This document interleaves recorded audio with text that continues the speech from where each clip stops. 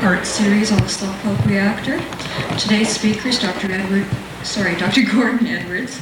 Dr. Edwards is a professor of mathematics at Vanier College in Montreal and has taught postgraduate courses in environmental studies at Concordia University. In 1961, he was the gold medal winner in both physics and math at the University of Toronto, from where he went on to do a PhD in math at Queen's University. He was a science advisor for the Science Council of Canada. He's also been a consultant for the Ontario Royal Commission on Electrical Power Planning, the Select Committee of Ontario Hydro Affairs, the United Steelworkers of Canada, the CBC, and the National Film Board. Dr. Edwards has been the president of the Canadian Coalition for Nuclear Responsibility since its founding in 1975. Please welcome Dr. Gordon Edwards.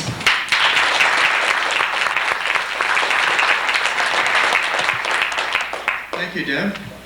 It's a pleasure to be here today, to be able to talk to you about the Slowpoke, which is planned for the University of Saskatchewan. I find it a little regrettable that we couldn't have had a dialogue with people from AECL, but for some reason the AECL has apparently been unwilling to appear on the same platform at the same time to have a debate on this subject, so we will have at least two-part presentations today and tomorrow. I can't quite understand why a Crown corporation, which receives $150 million in tax money every year, systematically refuses to debate. This is a pattern which goes back till 1978. Various groups have been told at various times that Atomic Energy of Canada Ltd. does not wish to debate nuclear issues in public. Apparently the reason is that they find that they don't come out very well in such debates. However, we do have some people here from AECL, which I'm glad to see, and perhaps they would like to identify themselves by just standing up. Sure, by all means. My name is Larry Christie. I have lived and worked in Saskatchewan for 20 years. I work for Atomic Energy of Canada, and I believe that nuclear energy is safe, and I'm here because I would like to hear what Mr. Edwards has to say too. Thank you. Thank you. I think there's a couple of other gentlemen as well. Hi.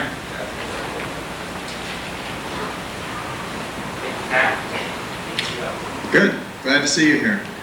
I would like to try and put the Slowpoke question into a general context, because you may wonder why it is that a Crown corporation, which really does not make a profit as an overall corporation and does depend upon handouts from the federal treasury and has done for 40 years, why it wants to give to the University of Saskatchewan a $9 million gift.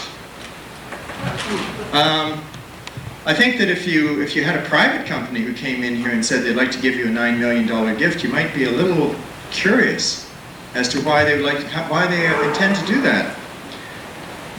The fact of the matter is that Atomic Energy of Canada Ltd. is in trouble because they haven't sold a reactor in about 10 years. This is part of a pattern. The nuclear industry in North America is in trouble. In the United States, for example, they have not sold a reactor since 1978. Here in Canada, we have not sold a reactor since 1978 or 1980, depending upon how you count the Romanian sale. The Romanian sale, by the way, is an interesting sale because what happened is we had to lend Romania $800 million so that they could afford to buy a reactor from us, whereupon Romania proceeded to dicker for 2 or 3 years over the term, saying, hey, look, how are we ever going to pay this back, considering our debt burden? And they come up with a deal which AECL could not resist, and that is, how about if you give us $800 million, Canada that is, through the Canadian International Development Agency, and we will send you $800 million worth of Romanian goods, which the CANDO industries can then try and sell for us, and by selling those Romanian goods, earn $800 million in hard cash, which you can then send back to Romania so that we can use that hard cash to repay the loan. And in fact, that is essentially the deal that we made with Romania in order to have a reactor, 2 reactors, built in Romania. The deals prior to that were also of questionable value. We sold a reactor to Argentina, and we lost $130 million on the deal, assuming that everything else is paid back, which of course is questionable in view of the present situation regarding third world debt. Earlier than that, the deals which we had with countries were, some of them were gifts. For example, we gave a reactor to India as third world aid, part of our effort to assist this third world country to develop itself. And among other things, they used that reactor in the same way that we used the twin sister of that reactor at Chalk River. Namely, they used it to produce plutonium for bombs. And they built their first atomic bomb and exploded it in 1974, whereupon we Canadians got rather sanctimonious, I think, about it, and said, shame, shame, shame, you shouldn't be building bombs with nuclear reactors. What most Canadians didn't know is that the reactor that we gave them was a clone of a reactor that was built at Chalk River, and the decision to build that reactor at Chalk River was made in 1944 in Washington, D.C. as a military decision to produce plutonium for bombs for the American military program. It turns out that, of course, that reactor didn't go into production until after the bombing of Hiroshima, but that didn't matter because we still sold all the plutonium that we produced for the next 20 years to the American military for bombs as a way of trying to subsidize our very expensive nuclear program, which by the end of the war, by the way, the money that the Canadian government had spent on the bomb program exceeded all other scientific and technological research and development money spent by the Canadian government.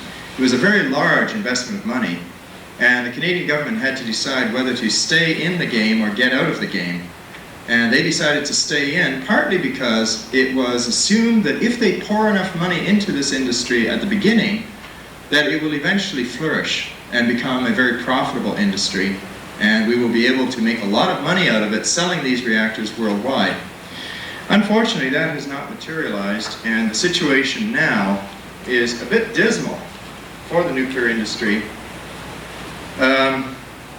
Just turning our attention for the moment to the United States, here's one report that's come out in March 1989 from the U.S. General Accounting Office. This deals with the American situation, but the situation is quite similar here in Canada. It's called Electricity Supply: What Can Be Done to Revive the Nuclear Option? And some of the quotes from this report I'd like to read you. It says, for example, more than 100 nuclear plants already ordered were cancelled in the 1970s. And those plants that were completed had large cost overruns. They cite one example where the cost estimate was originally $1.3 billion for two nuclear reactors. The actual completed cost was $9 billion. That's quite an escalation. Every plant ordered since 1974 has been cancelled, says the report. Every plant ordered since 1974 has been cancelled, and no plants have been ordered since 1978. The report goes on to say that utility managers in the United States currently do not consider nuclear energy to be an option when planning for new electricity generating capacity. Many utility officials and other experts told us that no nuclear plants will be built in this country until the nuclear waste disposal problem is resolved. And they go on to say that the very earliest that could conceivably happen would be 2003. In the concluding remarks for the report, it says, the Congress should realize that although it can take some steps to help revive the nuclear option, its actions alone will probably not stimulate new plant orders. Well, this is the dilemma which the nuclear industry faces, and it's similar to the dilemma which we have here in Canada. We have a nuclear industry which, despite 40 years of the most favorable treatment that any industry in Canada has ever received, in fact, worldwide, the nuclear industry has had more favorable treatment than any industry ever, and it has not been able to become an economic success. It is not able still to stand on its own 2 feet after 40 years of subsidies. I'd like to read you from Canadian Business Magazine, August 1980. This is a rather poor photocopy of the article. It's called Can the Slowpoke Do What the Can-Do Can't? And it starts off by saying, the Canadian nuclear industry is a beleaguered industry whose very survival has been called into question. And then it goes on to talk about the idea of developing these small reactors as a new type of market, because obviously you need to sell something if you're going to stay in business. and consequently you need to develop a marketable product.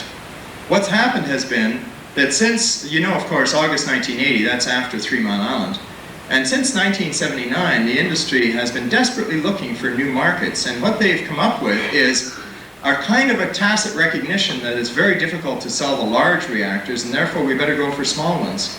And also a recognition that they should look for other types of markets, and one of the things they're looking for example, is food irradiation. Food irradiation plants are plants which irradiate food using very large inventories of materials which are produced as byproducts in nuclear reactors. The material that's necessary to irradiate the food in the food irradiation plants that they're talking about building, they're not only talking about building, they're building them at public expense, of course. These plants use large inventories of cobalt-60, which are produced in the CANDU reactors as part of the control rod mechanism. And they then take these control rods and reprocess them and use them for the food irradiation plants. One of the things that many people don't realize is that in order to have a food irradiation plant, you have to have a very large quantity, millions of curies of cobalt-60. If anybody knows what a curie is, go and look it up. A curie is equivalent to 1 gram of radium. And before the Second World War, there were only a few grams of radium in the world that were available for use, and hundreds of people got killed as a result of dealing with radium. And now radium is considered generally too dangerous to use, but that's what 1 curie is. 1 curie is equivalent to 1 gram of radium. We're talking about millions of curies of cobalt-60 in one food irradiation plant. Getting back to the Slowpoke.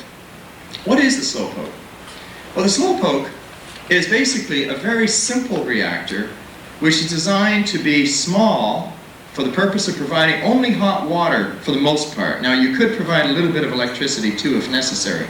But the idea here in Saskatchewan is to just build a kind of a pit in the ground and to make a pool of water and to put the fuel in that pool and let it undergo a process called nuclear fission, which will provide heat at a fairly low temperature, that is below the boiling point of water, and that heat can then be piped around the university and supply hot water, and therefore heat the buildings.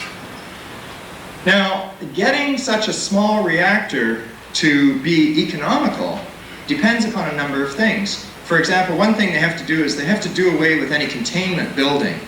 Because, you know, most reactors, they have a very large containment building, which is very expensive to build. It's very large, very thick, and it's built to withstand explosions, etc. Well, they say, well, that kind of containment building is clearly too expensive and certainly not necessary for a small little reactor like this.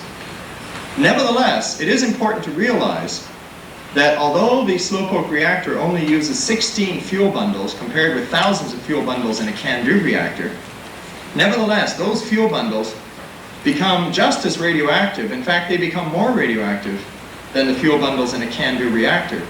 Now, what is one fuel bundle? A fuel bundle is about this big, and it's got a lot of pins, fuel pins, which have uranium in them. And these pins are surrounded with little rods, which are like curtain rods. The fuel itself is in the form of pellets. And when you put it into the reactor, it's not very radioactive. It could be handled carefully, wearing gloves, etc. It's not going to kill you. But when that same fuel bundle is taken out of the reactor, it is a deadly thing.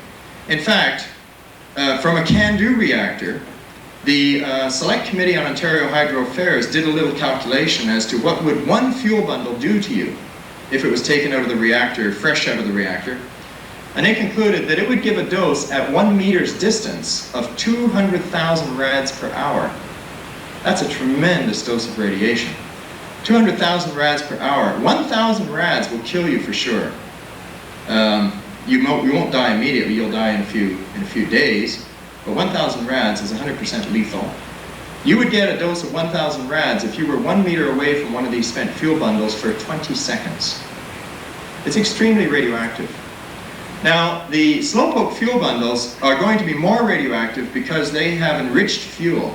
The fuel in the Slowpoke reactor is 5% enriched. And that means that it's about 7 times the concentration of uranium-235 and consequently about 7 times the concentration of fission products. So it's more compact and more condensed.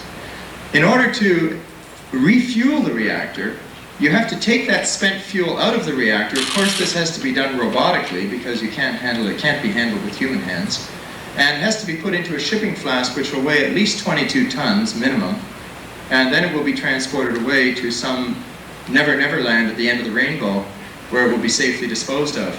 Now, of course, where exactly the spent fuel is going to go is one of those little details which I think we can safely leave to later discussions, because we certainly don't want to deal with that question now. Does AECL have a contract? Does AECL have permission to transport this waste through Manitoba? Does AECL have an ironclad agreement with the government of Ontario that they're willing to take high-level radioactive waste from Saskatchewan? I don't know. But AECL can't afford to wait too long for those kind of details, because they really have problems. In this Canadian Business article in August 1980, it says the question of whether or not the nuclear industry in Canada survives will be answered in the next 5 to 10 years. In 1981, there was a review of the nuclear industry done at the cabinet level under the orders of Prime Minister Trudeau. He ordered an interagency review of the nuclear industry, and here are some of the conclusions of that review. Quote, "It is doubtful whether the nuclear industry will survive the 1980s. Virtually all firms in the industry will be without nuclear business by 1985-1986. Even the most optimistic scenario indicates that the current structure of the nuclear industry cannot be maintained in the 1990s. So this puts a good deal of pressure on the nuclear industry, particularly since in 1986, the Mulroney government promised that they were going to cut the subsidies to AECL in half, from $200 million a year down to a mere $100 million a year. One can scarcely live on $100 million a year. But right now it's only down to $150 million a year, which is about what the nuclear industry can take in terms of cuts. And they're pleading right now with the federal cabinet not to go all the way down to $100 million a year by 1990 as they promised. The AECL people are saying, please give us a reprieve, give us another $150 million a year, or even increase it, because how else are we going to really get this industry? We've been trying for 40 years. Are we going to give up now? How else are we going to get this industry off the ground and get our Slowpoke sold around the world and so on? I would like to read you from an article in the Montreal newspaper in 1986. It says here, AECL official Metro Dimitri, who's going to be speaking tomorrow, said at a telephone interview this week that the company threw its marketing activities for the new reactor, that's the Slowpoke reactor, into high gear last spring after Finance Minister Michael Wilson announced that the Crown Corporation's research and development budget would be cut in half to $100 million annually by 1990. The corporation immediately formed a special business unit for the new reactors. And that's the business unit which you see in the literature that AECL is giving to you. Local energy systems. That's the business unit. Well, it's a funny kind of a business, because most businesses I know try to sell things and try to make sure that they're going to make a profit. AECL is, on the other hand, unable to do that, and so what they're willing to do is give one away to act as a showcase so that they can then sell them in the third world. The third world is where, and Eastern Europe and other places such as that. Why? Well, I think it's for the same reason that they like to sell food irradiation plants in the third world, and that is that the third world countries don't have the money to buy it, but we have the money to give them so that they can buy it. So it's a way of getting money from the federal treasury by siphoning through the books of a third world country. Basically, we have, for example, a food irradiation plant built in Thailand. I don't know if you know that, it just recently opened, thanks to aid from the Canadian International Development Agency. So you see, the AECL has realized that it's becoming more difficult to get money directly from the Canadian government. Maybe they can get it indirectly. And if, for example, the University of Saskatchewan could be persuaded to say, hey, we really would like to have this nuclear reactor, then the federal government would perhaps be willing to give Saskatchewan the money, of course, part of which would justify the existence of Atomic Energy of Canada Ltd. Now, whether or not, you've probably heard some of the promises that the Slowpoke is really going to be a hot seller one of these days, and that if only you could put one here first of all, that would give Saskatchewan a really good chance of getting in on the ground floor of a brand new industry and get lots of economic activity manufacturing parts for Slowpoke reactors, which are going to be selling like hotcakes down the line. Of course, this overlooks the fact that they've been trying to give one away for 5 years with little success. Certainly the most recent chance was in Sherbrooke in Quebec, and it was a gift also, but it got turned down. Why did it get turned down? Well, part of the reason it got turned down is because Quebec has been burned before by Atomic Energy of Canada Ltd. Atomic Energy of Canada Ltd. has come to Quebec several times with schemes. First, they came with a reactor called Gentil 1, and they said, why don't you build this wonderful state-of-the-art reactor, which turned out to be an economic and technical fiasco. It only operated a total of 180 days, never produced a kilowatt hour of electricity, and now is a complete waste. It's a complete shutdown, mothballed. They don't want to take it apart though, because that's too difficult since the structure itself is radioactive, so they're letting it sit for 40 years or so while they figure out what to do with it. We also had in Quebec a promise of getting in on the ground floor of the very lucrative heavy water business. And as a result, we built a $600 million heavy water plant called the La Prade Heavy Water Plant, which never functioned one single day. And the reason is because we didn't sell any CANDU reactors, and so there was no market for heavy water. And of course, for the same reason, the lucrative heavy water business in Cape Breton was shut down, and similarly at Port Hawkesbury in Nova Scotia was also shut down. Anybody who wants to get some insight into AECL's operations in the past should read the history of the heavy water industry and ask the question, why is it, for example, that our federal cabinet in 1981 had to forgive $850 million in unpaid loans owed by the heavy water department of AECL? Just forgive it. Well, the reason, of course, is because there was no chance on earth that it was ever going to be paid back. So I would be wary of any kind of promises that there's going to be a very lucrative business in selling Slowpoke reactors. Promises that have been given in the past have not always been kept. In fact, they've seldom been kept in terms of lucrative businesses. We did also have a nuclear reactor which is operating in Quebec built. There are 3 installations in Quebec, and that was Gentil 2. And Gentil 2 is functioning right now and producing electricity and performing quite well.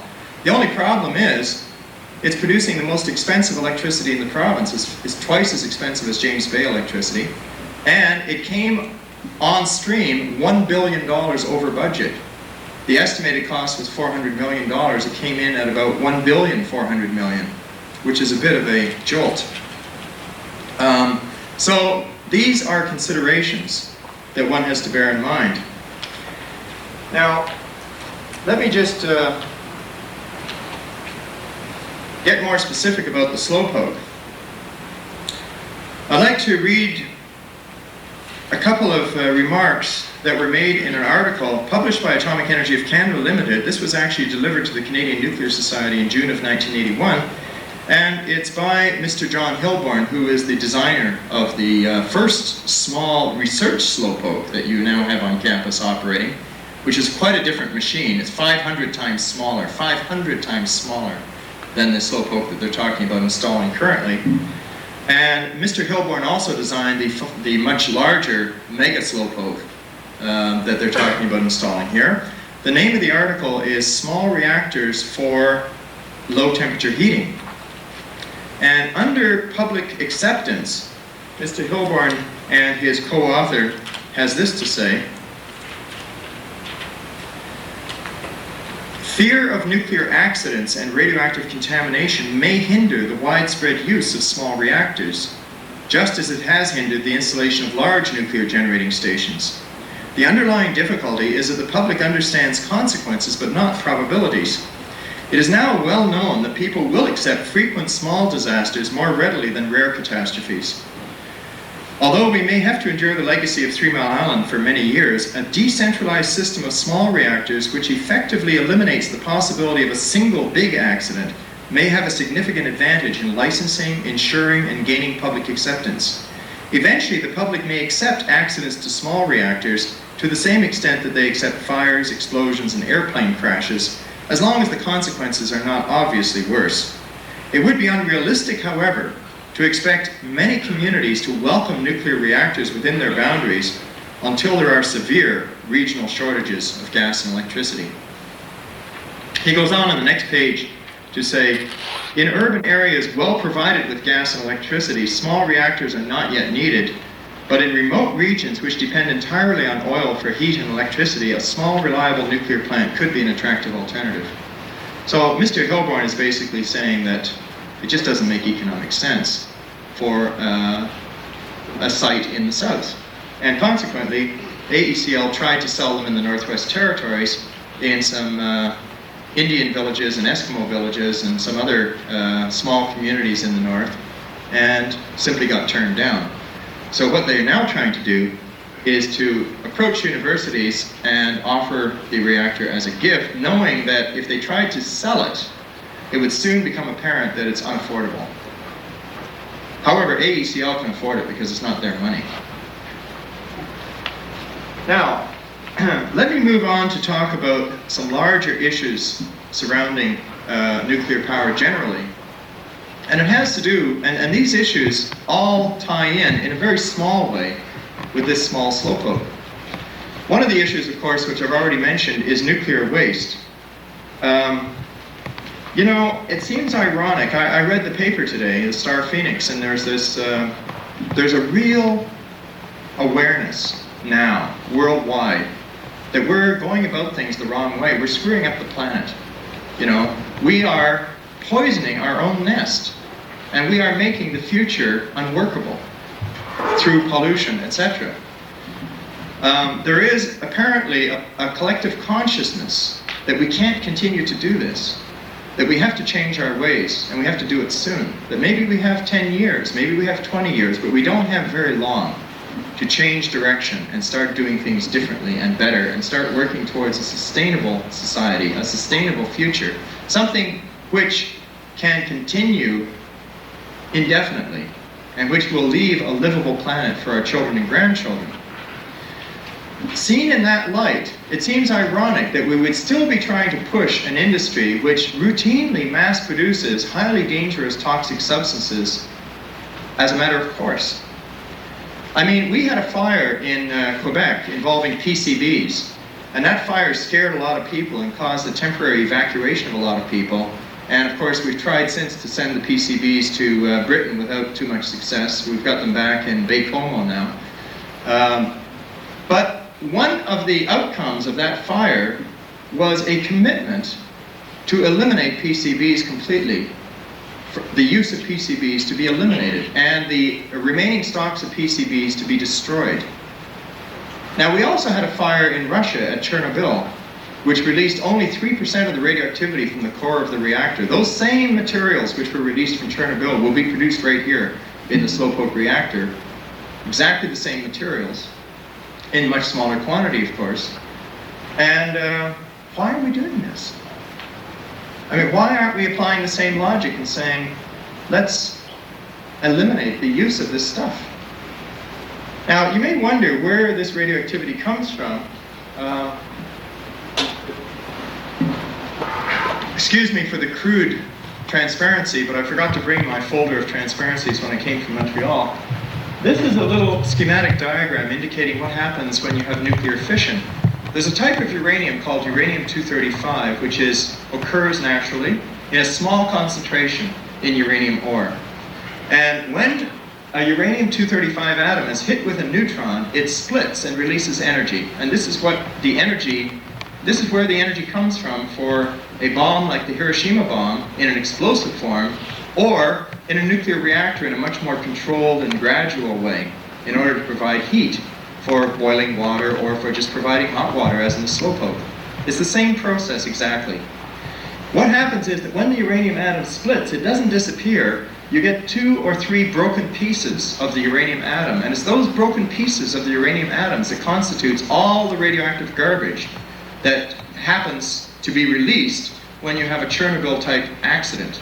So all these things like strontium-90, cesium-137, krypton-85, argon-41, iodine-131, there are actually over 300 different radioactive substances which are created inside the nuclear reactor as a byproduct of the fission process. Some of them directly as fission products, that's what the FP means, fission products, and some of them indirectly by what's called neutron activation.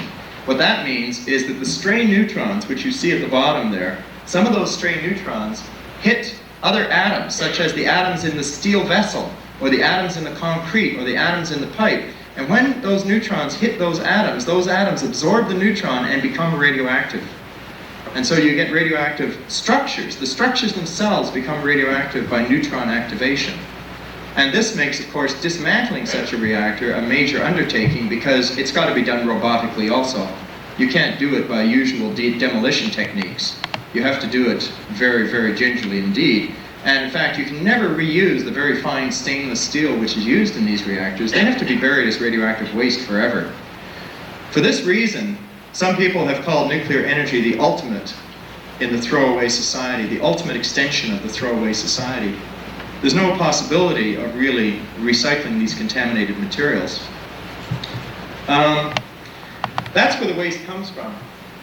There's something else that happens inside a nuclear reactor, which is the following. There's another type of uranium which is actually much more plentiful than uranium-235. It's called uranium-238. And uranium-238 does not give you direct energy, but indirectly it does, because when a neutron happens to hit a U-238 atom, it absorbs that neutron and changes into a substance called uranium-235, which rather quickly changes into uranium-239, excuse me. Uranium-239 is highly unstable and quickly changes into plutonium-239. This is a man-made element which never existed, well, it hasn't existed in historic times on Earth until we created it. Now, why is plutonium of interest? Well, plutonium is of interest for two reasons. It's the principal nuclear explosive that's used in atomic weapons. It's the explosive that was used at Nagasaki, and it's the explosive which is used to trigger virtually all of the large warheads in the US and USSR and French and British nuclear arsenals. Without plutonium, none of these weapons, or most of these weapons, would simply not function at all. Plutonium is the essential ingredient of most of these nuclear weapons, the principal explosive. Now, here's the catch. You cannot have a nuclear reactor that functions on fuel like the fuel for the Slowpoke or like the fuel for the CANDU reactor without producing plutonium as a byproduct. It inevitably produces plutonium. Consequently, wherever you build a nuclear reactor, you are producing a plutonium-producing machine. And so you are establishing around the world repositories of plutonium which never existed before. If we sell these reactors in China, Hungary, Eastern European countries, Latin American countries, African countries, whatever, wherever we put a reactor, we are gradually accumulating on that site a stockpile of plutonium in a form which is rather difficult to get at, I might add. The reason being that it's contained in the spent fuel, which, as I already told you, is extremely radioactive. And consequently, getting the plutonium out of that spent fuel is not an easy task, but it can be done, it has been done, and that's how they get the plutonium. There is an easier way, however, and it's particularly easy if you have a simple design of a reactor, such as a swimming pool reactor. Now, this Slowpoke that they're talking about building here is, in fact, a swimming pool reactor. Swimming pool reactors are nice if you're interested in getting plutonium, because you can essentially just drop down into the pool some uranium of a different sort. It's called depleted uranium. Now, depleted uranium is basically just uranium-238 with almost no uranium-235 in it. Pardon me for the technicalities, but I think it's important to have some understanding of what goes on here. Uranium-238, as I told you, can't be used directly for bombs, and it can't be used directly as fuel, and consequently, you can get a hold of it without too much difficulty. It's not terribly easy, but it's not terribly difficult. It's not regarded as a strategic nuclear material. It's not subject to inspections. It's not subject to safeguards. And for example, airplanes use it as counterweights in their airplanes. And bullet manufacturers use it to coat their bullets so they can get twice the penetrating power. And you can get a hold of it. Well, if you put this uranium-238 into a swimming pool type reactor and just let it sit there, it absorbs neutrons and produces plutonium. You can then pull it out again, and you have plutonium with a lot less radioactivity associated with it. Getting that plutonium out is a lot easier. And that's, by the way, how the American military does it. They have special military reactors where they use depleted uranium as the raw material for producing the plutonium, because it makes it a lot easier to reprocess that material and get the plutonium out. Now, we in Canada don't like to think about this. But why don't we like to think about it? Is it because we don't like to face facts? Is it because we want to turn a blind eye? Is it because we have a kind of a chauvinistic patriotism that we think, hey, this is a Canadian accomplishment and we should be promoting it? Well, should we be promoting it? It's a genuine question of public policy whether we should be promoting this. You realize, of course, that building a Slowpoke reactor here in Saskatoon is not going to save the nuclear industry. The only thing that might run half a chance of saving the nuclear industry is if they could sell hundreds of these things all over the world. Is that what we want? Now, another thing to think about in terms of nuclear power, another unpleasant thing to think about, but I think we have a responsibility to think about unpleasant things from time to time. It's a matter of facing facts. Another unpleasant thing to think about is this, that we all know what a terrible accident Chernobyl was, and we also know what a freaky accident was and how careless the operators were in disabling the safety systems and so on. However, how many of us realize that the same consequences could be brought about by simply bombing such a reactor? If somebody had simply flown overhead and bombed that reactor, you'd have essentially the same results.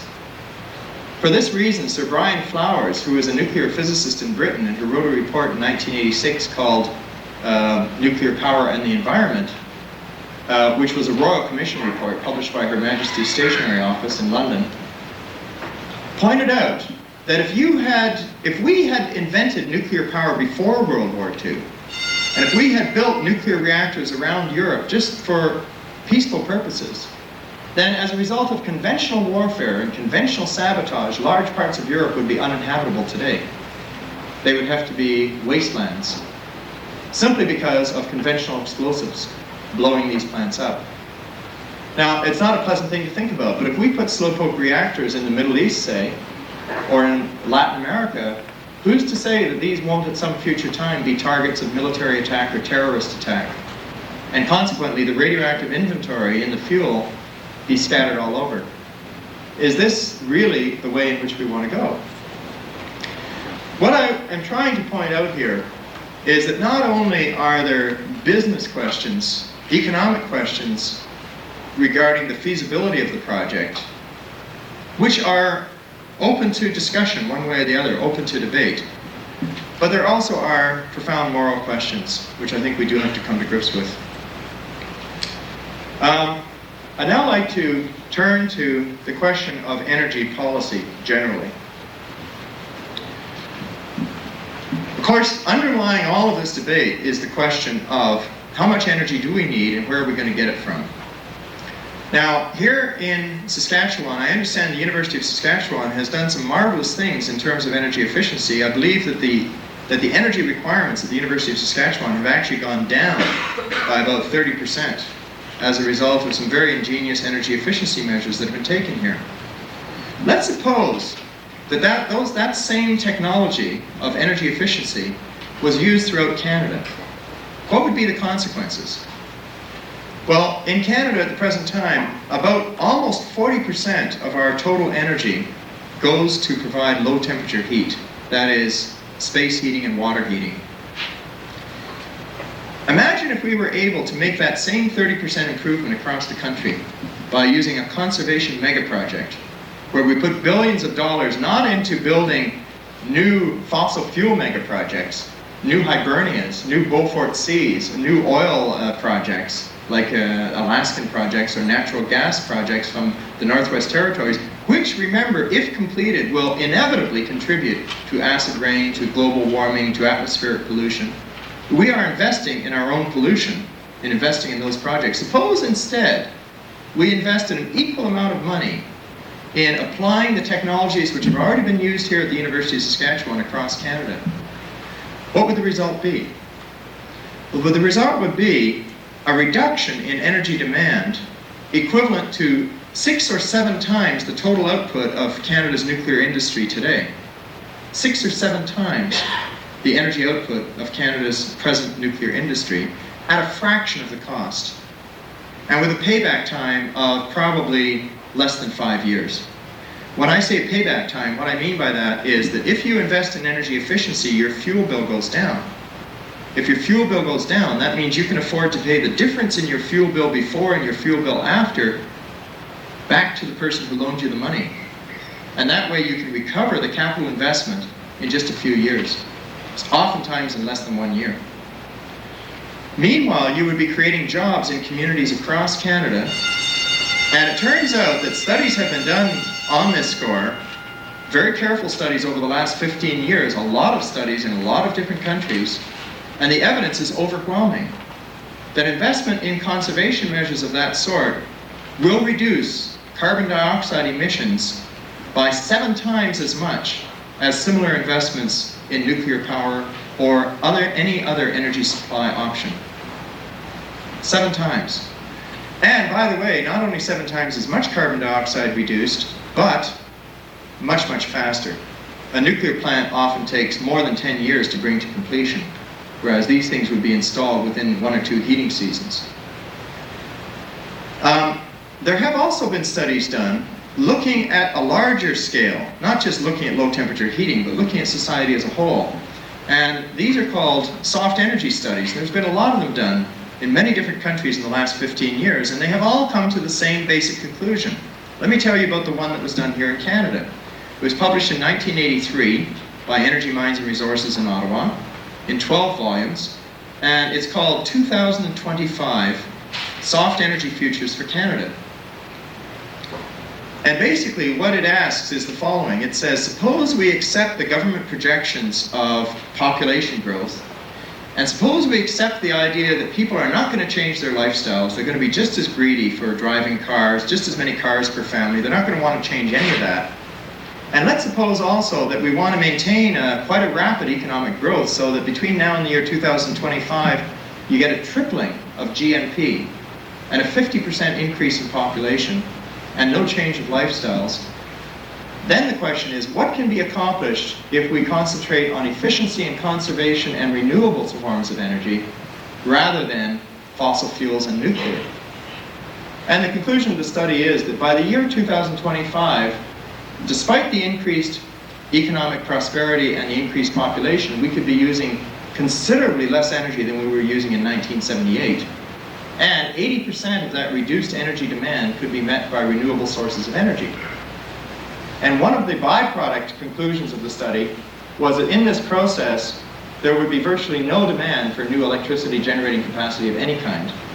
The reason for that being that 85% of our energy needs are non-electrical. And in fact, electricity is not the trouble spot in our energy picture. It's the non-electrical sector that's the real trouble spot. And it's in the non-electrical sector which these improvements can be made most easily and most readily. Since that time, I must add, there was an update published of this study, by the way, in 1988, which is available from Friends of the Earth in Ottawa, which brings it up to date with current projections and comes to much the same conclusions. Since that time, the Rocky Mountain Institute, which was founded by Amory Lovins, the man who first wrote the book Soft Energy Paths, the Rocky Mountain Institute has looked also specifically at the 15% of our energy use which is electrical, and they've come to some quite amazing conclusions too. Even in the electrical usage, they have found that there are now on the market somewhat expensive bulbs which provide exactly the same luminosity at about 1/4 of the electrical energy. These bulbs are not cheap, but they're a lot cheaper than a nuclear power plant. And if you were to replace existing bulbs with these new bulbs throughout North America, it would reduce the electricity needed for lighting to 1/4 of what it is presently. 1/4. Now, it turns out that that's the equivalent of 30 or 40 nuclear power plants. And the cost of this is not only small, but it's actually negative. It turns out that the savings that people get on their electricity bills, combined with the savings they get on replacement bulbs, because these bulbs have very much longer lifetimes, more than pays for the investment of changing the bulbs in the first place.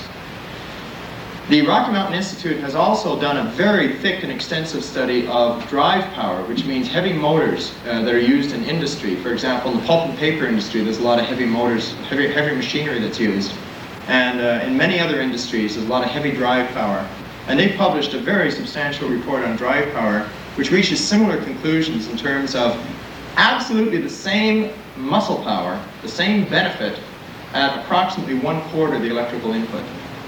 Now, the question that I would like to pose, not only to, well, I'd like to pose it to everyone here, and including the people from Atomic Energy of Canada Ltd, and that is, shouldn't we be doing the best things first?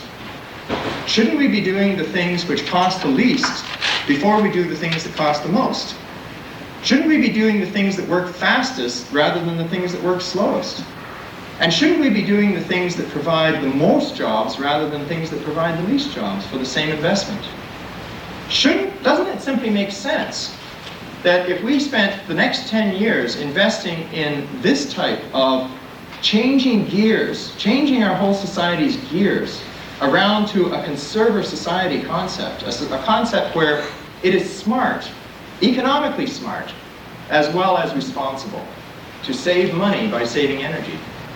Wouldn't this be a really positive thing for us to do? And wouldn't it be setting a much more positive example for third world countries who are desperately wanting to copy our, well, almost obscene wealth? I mean, in terms of the kind of garbage, we're drowning in our own garbage while most of the world is starving in their own poverty. And what kind of hope can we offer to the third world?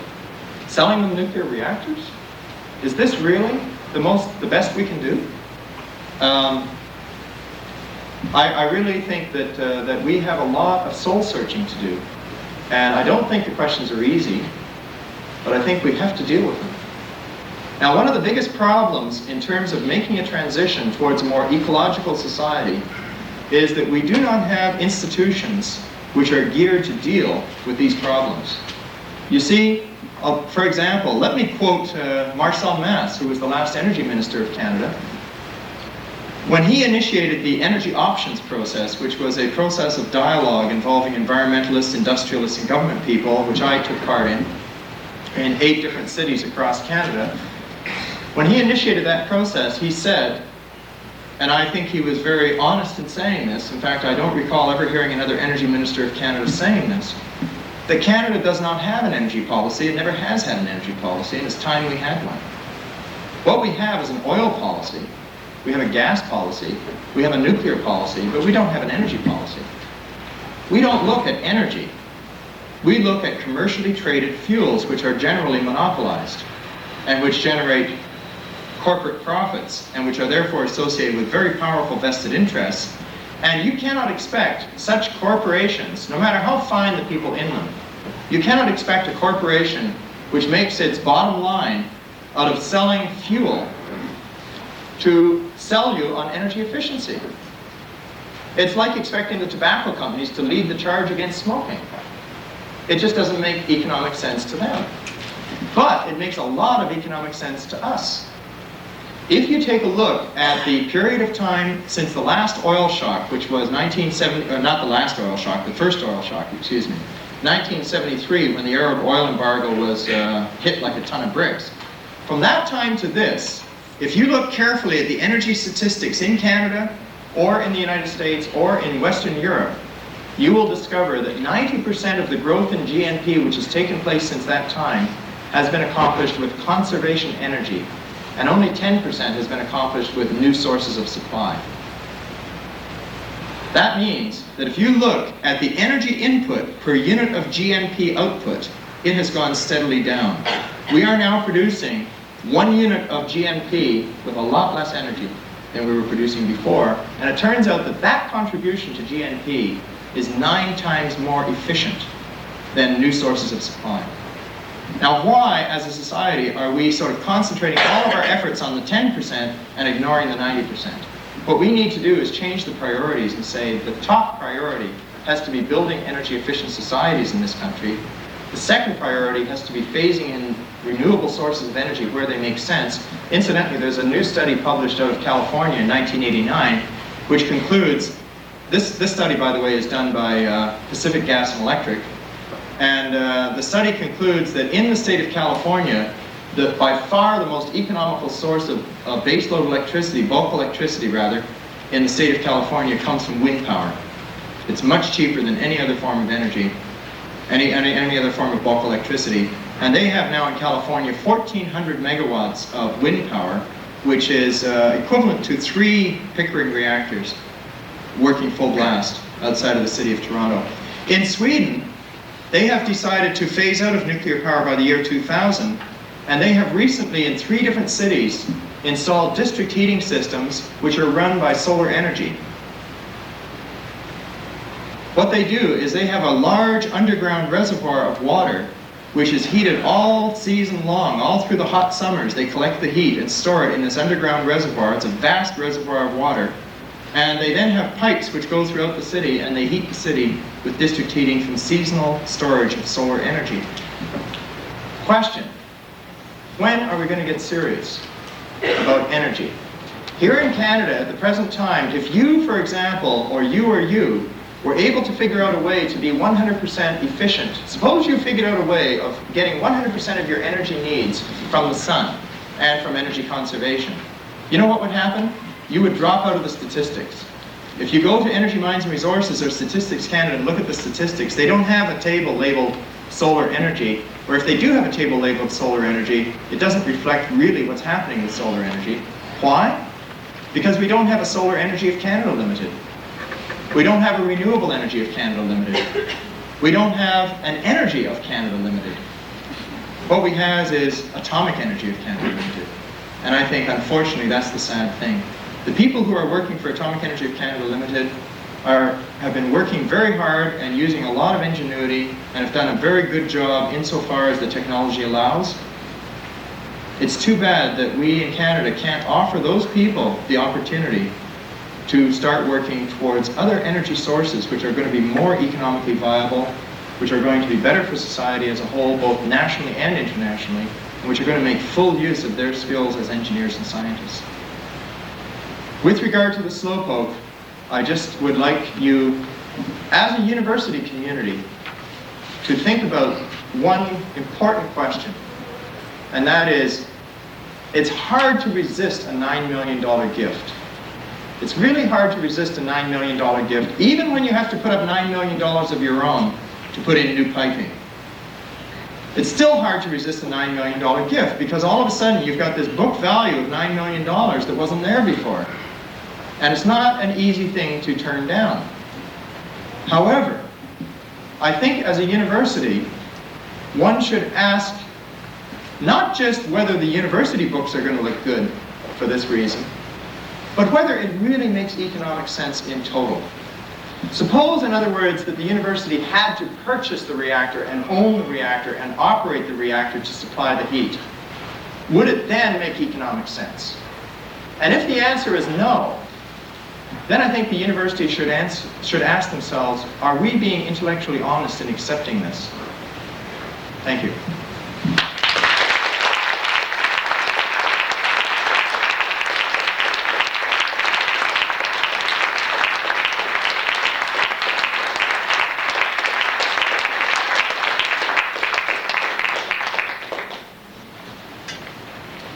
I see there's microphones in the aisles, and I guess that people are expected to go to the microphones if they'd like to ask questions. I'd be glad to answer questions.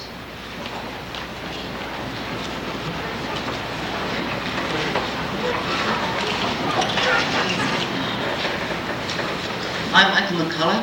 I'm from the History Department. I want to ask you a question. I think from the broad point of view, the economics are largely irrelevant in the sense that I really think a Crown Corporation should be interested in turning an enormous profit in another corporation. What about enormous losses? That's a general question of policy. I'm only interested in the very specific question of the Slowpoke here in Saskatchewan. Right. And you very honestly pointed out that a lot of what you had to say was on a broader scale than that. Right. It seems to me, though, that as a university community, given that this Slowpoke conceivably could be held up as either an illustration of how the nuclear energy works, or alternately has an illustration of how it doesn't work. In fact, there's going to be a point at which it can be either measured as a success or measured as a failure. We have a responsibility, particularly as a university community, to participate in the occasion to show the Atomic Energy of Canada Ltd, or the entire atomic energy, that either it works or it doesn't. I mean, the question has to be put to a test, not just in vague theoretical disputes, but in a specific illustration of these small reactors. And you yourself admitted that the business figures could be disputed. So it seems to me that if we're going to be intellectually honest, we should give it a chance and find out whether or not it doesn't work so that we can end the dispute there. So don't you think it's more honest to say, okay, we will look at a specific illustration rather than getting lost in 2025 and general questions of terrorism before we know the hard bottom line?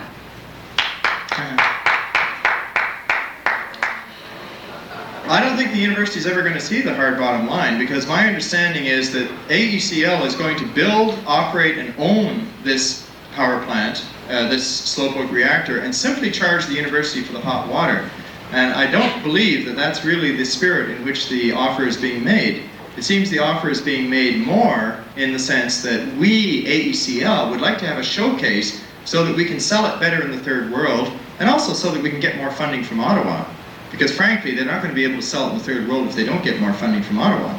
That's the way I look at it. Now, the main problem with nuclear technology is this. You know, it's like the girl with a little curl in her forehead. When she was good, she was very, very good, and when she was bad, she was horrid. Now, the problem is that with nuclear technology, if you were to have an accident, improbable as it may seem, and we've certainly seen a lot of improbable accidents, the contamination is extremely difficult to deal with, particularly if you're in a heavily populated area. Suppose, for example, you had a fuel handling accident where one of these fuel bundles was dropped, broken, scratched, something heavy was dropped upon it, such as one of the fuel flasks that is required to unload it. You could get a tremendous amount of contamination from that, and that's difficult to deal with. There are, for example, one of the big problems with commercial reactors is repair jobs that would take perhaps a few days and require a few workers in a conventional plant take over a year and require hundreds of workers in a nuclear plant, not because the job is difficult, but because of the radiation fields involved. And I think that that's something you have to think about. The radiation fields don't go away if you do have an accident. At Douglas Point, which is a reactor that's now mothballed in Ontario, they had 1 or 2 bad years. Generally, it operated pretty well. But they had 1 or 2 bad years, and in those 1 or 2 bad years, all the pipes got badly contaminated. Well, they tried hard to decontaminate those pipes, but they couldn't do it. And the result was that every year thereafter, the workers got abnormally high doses of radiation compared with other power plants. Question: is the university really the setting where you should be investigating that sort of thing and seeing whether it's going to work or not? Do you really want a nuclear reactor on campus 500 times larger than any other reactor of its sort that has been built, except for the 2 megawatt at Pinawa, which is a genuine prototype experiment? Is this really the proper location to be doing an experiment of that sort? I don't know. I think that's something for the university people to decide, but I don't think the answer is automatically yes, because we're a university, we should.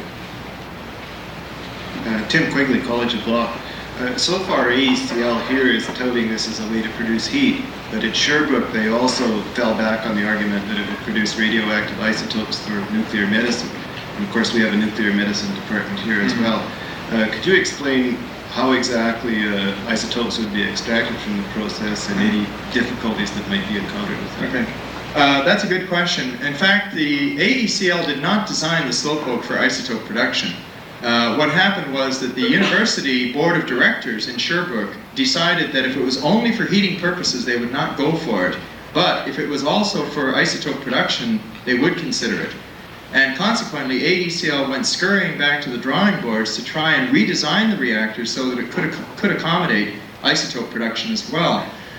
We tried very hard, by the way, to get details out of Atomic Energy of Canada Ltd. As to exactly how the isotope production would be done, and we were unable to get even schematic diagrams as to exactly what they had in mind. But generally speaking, what happens is that you have some kind of a tube which goes down into the reactor core, whereby you can send samples of things to be irradiated, and when it's exposed to the neutrons in the reactor's core, it becomes radioactive. Then you bring it back up, and you have your radioisotopes produced. So that's basically, in principle, how the radioisotope production works. It does complicate the operation of the reactor to do that.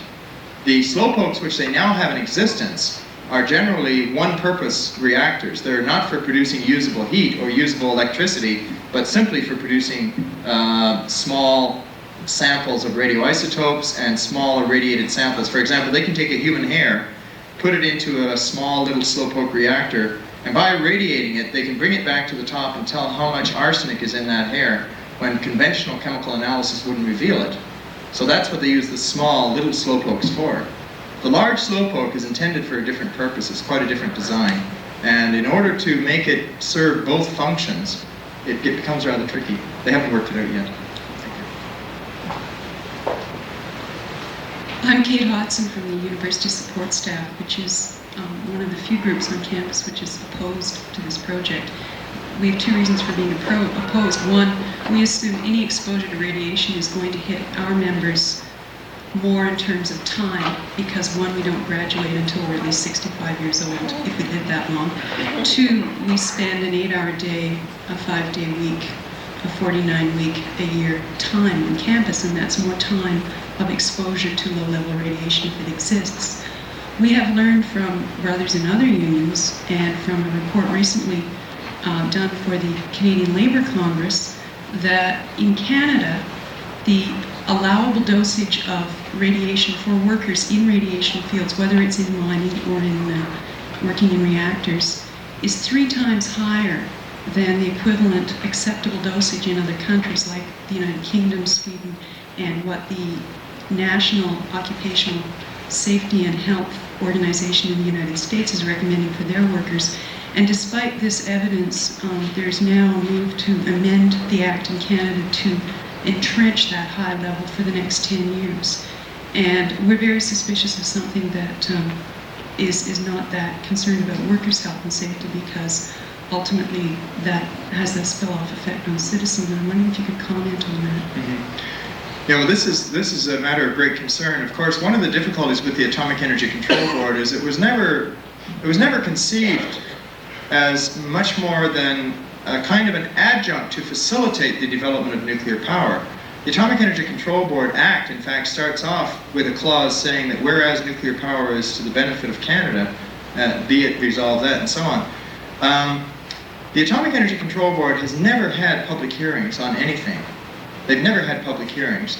And there is no mechanism by which they're directly accountable to the public except through the Minister. And the Minister of Energy, of course, also is responsible for uranium mining and for Atomic Energy of Canada Ltd. And there is a perceived conflict of interest in the ministerial position, where you have one minister who is both responsible for promoting and developing and subsidizing the nuclear industry, and at the same time responsible for regulating it. Inside the Atomic Energy Control Board itself, you have virtually no medical expertise. There is no epidemiology department. Most of the studies which they rely upon have been done in other countries rather than in Canada. And most of those studies, many of those studies which they have relied upon, in fact, have turned out to be incorrect.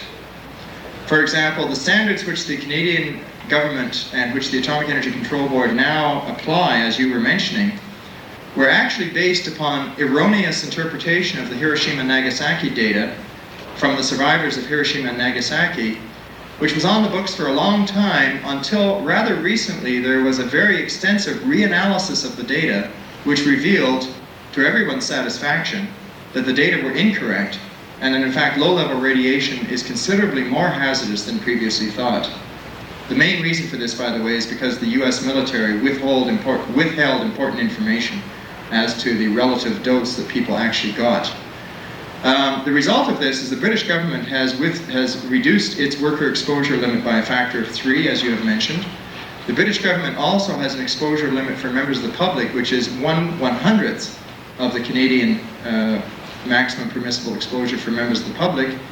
And I think if you would like to get a kind of a bird's eye view of the Atomic Energy Control Board from a Canadian point of view, you can either look at some of the studies published by Mr. Dern, D-O-E-R-N, of Carleton University in Ottawa. He's done a study for the Law Reform Commission of Canada on the Atomic Energy Control Board. Or, if you'd like to get a juicier look at the Atomic Energy Control Board, you can look at a very large 400-page study published by the British Columbia Medical Association in 1980, which has a chapter entitled Atomic Energy Control Board Unfit to Regulate, and which also has a chapter dealing with the ICRP, which is the International Commission on Radiological Protection. The fundamental problem is that in Canada, those people who have been entrusted with radiation standards have had generally a conflict of interest. That conflict of interest resides in the fact that they have been people whose livelihoods or professions depend upon exposing people to radiation. And they are the ones who are called upon to set the permissible levels of radiation, etc. The man who is currently, unless there's been some change recently that I'm not aware of, the man who is currently in charge of radiation standards at the Atomic Energy Control Board is a chemical engineer who worked all his life at Chalk River. I think there's quite a lot of concern there. By the way, the Ontario government, the Select Committee on Ontario Hydro Affairs, has published numerous recommendations asking for public inquiries, public hearings, a really representative body to look at these kinds of health effects rather than just having the Atomic Energy Control Board do it. Yes? Yeah, my name is Robin Wiley. I'm the president of the part-time faculty union. We too have also come out in opposition to the establishment of a reactor on campus. And I want to go back to a couple of points that the first speaker made, because I thought there were some really interesting words you used, such as honesty and research, which I think should be addressed. When it comes to the question of honesty, I see as usual that AECL is taping the meeting today, but never getting up and asking any questions or debating any points. This was done also in the Tom Van der Meulen meeting as well earlier this summer. So I think there's something about honesty that needs to be addressed. The second thing is the question of research. I want to go back to the speaker's original point about, what exactly are the economic considerations here? AECL is facing privatization. The Conservative government is privatizing a whole series of crown corporations. Privatization means that finally some of these crowns are going to have to justify themselves in the private market. In the case of AECL, they hope that through the use of government money, indirectly, they're going to manage to do this. And I think that it's really a question of capitalism. It's not a question of research. It's the profit motive that really underlies what exactly is going on here, and the kind of secrecy and manipulation that is employed to try and sell this reactor at the university. Now, the question I have actually for our speaker is to address this, one of the environmental selling points that AECL has presented in terms of Slowpoke, and in fact nuclear power in general. AECL, if I remember this properly, they claim that nuclear power actually will lessen the whole greenhouse effect from using fossil fuels. As I understand from the student newspaper, The Sheep, there have been people who looked at this and that this is basically rubbish, but if you could perhaps explain the technical side of that. Okay, there's, I guess the first point to be made about greenhouse gases and the greenhouse effect, this results from the emissions of carbon dioxide from fossil fuels into the atmosphere. That accounts for about 50% of the greenhouse gases. There are other greenhouse gases such as methane, such as chlorofluorocarbons, and it's not as simple as simply fossil fuels, although fossil fuels do play a large role. Nuclear power currently contributes less than 2% of energy worldwide. In order to increase that percentage to, let's say, 20% or 30%, you would still be making a relatively small dent in greenhouse gases, because that's only 20 or 30% of 50% of the problem. The amount of money you would have to invest in this is absolutely staggering. You would have to be building nuclear plants, several nuclear plants a week. We just had a speaker at the World Energy Conference, Alvin Weinberg, who's a very, very pro-nuclear person, who said that in order to make any kind of a success story for nuclear power, we'd have to look forward to 5,000 to 10,000 nuclear reactors operating worldwide. And at that level of use of nuclear power, uranium would be gone. Uranium stocks, even here in Saskatchewan, your uranium is not going to be sufficient to sustain. The only reason there's a glut of uranium, you realize, is because the nuclear industry is in a tailspin. That's the only reason there's a glut of uranium. If the uranium industry managed to revive and actually multiply itself by a factor of 10 or 20 in a reasonable period of time, then economically recoverable reserves of uranium will be gone, and they will give out about the same time the oil gives out. And what you'll need to do is turn to plutonium as a fuel. Now, for those of you who haven't looked into this, I would strongly recommend Sir Brian Flower's report, which I mentioned earlier in 1976, where he deals quite extensively with the question of plutonium, the plutonium economy, and what that would mean for the environment and for society as a whole. Personally, I think that if you were to look at those studies and think of those implications, I think that the conclusion would be it's unfeasible. That basically what happens is, if you turn down the alley of nuclear energy as a way of avoiding the greenhouse effect that looms on the main road, you run smack into a brick wall, and it does not lead you to a sustainable solution. If you are to invest, as I mentioned earlier, in conservation and renewable strategies, they will actually succeed in reducing primary energy use for the future over the next 40 or 50 years, and nothing could reduce carbon dioxide emissions as fast as these types of investments. All the studies that I have seen range from 5 times as efficient to 7 times as efficient in terms of carbon dioxide reduction from conservation renewable strategies compared with nuclear strategies. There's even a study that came out of West Germany this year in 1989. I have the reference here, excuse me for a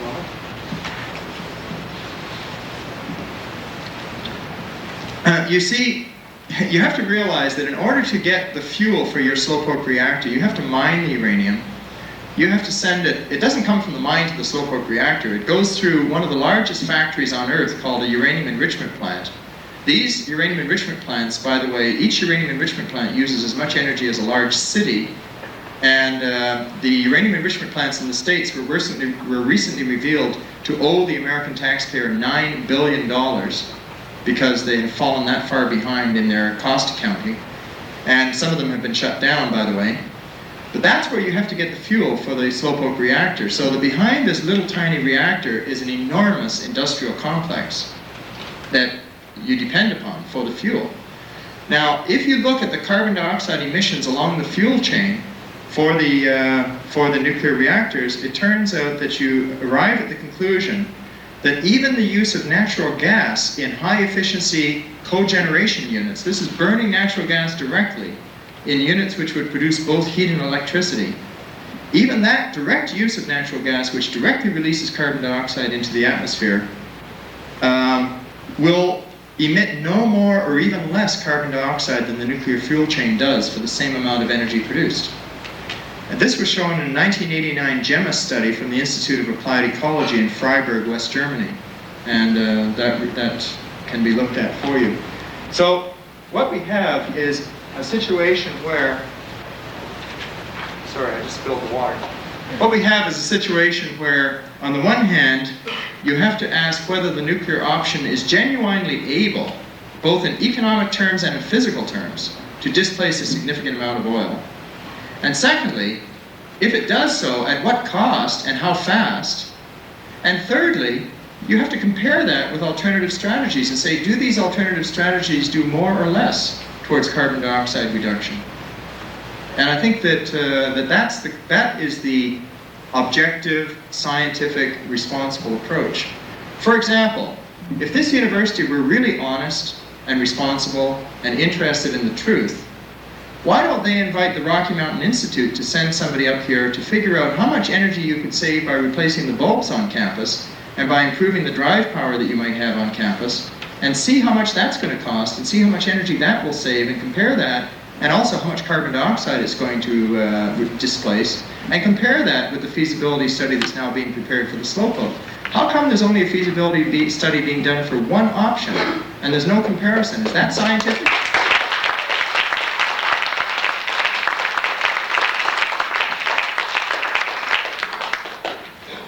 Yes. Hello, my name is Herman Krebs. I'm a member of a group called Students Opposing the Slowpoke on campus, and I have some few questions. How many years is the Slowpoke expended to run, and what will be done to the site after? Those are questions I really don't have the answer to, I'm afraid. They're talking about between 20 and 40 years. These are AECL figures for running the Slowpoke. A lot of this depends upon the economics, and a lot of it also depends upon the relative amount of radioactive contamination, frankly. One of the things that often determines the lifetime of a nuclear facility is how radioactive it becomes and how quickly. That's why perhaps they're talking about 20 to 40 years, because they're not quite sure what's going to happen. What they have is a pool with a constantly circulating pump that circulates the pool water through an ion exchange resin, which is a fancy kind of filter, so that not only to maintain the water chemistry, because any impurities in the water are going to become radioactive because of the neutron flux. So they have to continually remove impurities from the water. You know that corrosion does occur, and even the structural materials corrode and get into the water. Those little specks of material become highly radioactive when they pass in close proximity to the core. And of course they also get deposited on the pipes and on the material structures, as well as the buildup of radioactivity in the material structures themselves. So it's not an easy thing to answer the question, what is the lifetime going to be? Nor is it an easy question to ask, what's going to happen to the site when they're finished? Because decommissioning, even a small reactor like this, is not an easy task. They have never decommissioned large reactors. They have decommissioned some small reactors, but so far the experience has indicated that decommissioning a reactor generally costs at least as much or more than building it in the first place. So that it's a rather high capital cost. In fact, nuclear power is the only major energy source which has a high capital cost at both ends, both at the front end and at the back end. Other energy sources generally either have a high capital cost at the front end or at the back end, but not both. Nuclear has both. Where they're going to put the radioactive rubble, of course, is another question. One of the things, by the way, I don't really know whether this is a matter of great concern or not, but I think it's something that the university might be concerned about. In the schematic pictures that I've seen, they always have the pool embedded in bedrock, and I understand you don't have bedrock around here. I don't know what that means about the stability of the pool structure itself, whether that's going to have any long-term repercussions over a period of years to the integrity of the concrete vault that will be containing the pool. I just don't know the answer. That's not my field. But I think it's something that should be looked at. Okay. One more question. Oh, incidentally, I might also mention that there is radioactive gas given off routinely from the reactor. And this radioactive gas is inert. That is, it doesn't undergo chemical reactions, but it does give off gamma radiation to the people as it passes overhead. And of course, as all regulatory bodies in the world agree, there is no safe dose of radiation. Every dose does contribute small increased incidence of cancer, etc. They do have a plate on top of the reactor, and they have a pump which circulates the air continuously through a monitor, and by remote control, because they don't want to have a trained operator on hand. It costs too much money and makes it uneconomic. So because it's unattended, designed for unattended operation, what they have is they have a sensor which senses the levels of radiation and which will release little puffs of this gas into the air when it's considered appropriate to do so. One could ask, for example, why do they bother with this expensive lid? Why don't they just take it off and leave the stuff come off? I mean, surely it's not dangerous, is it? They also have a hydrogen recombiner. A hydrogen recombiner which is built in and which functions automatically without the necessity of human intervention and consequently perfectly safe.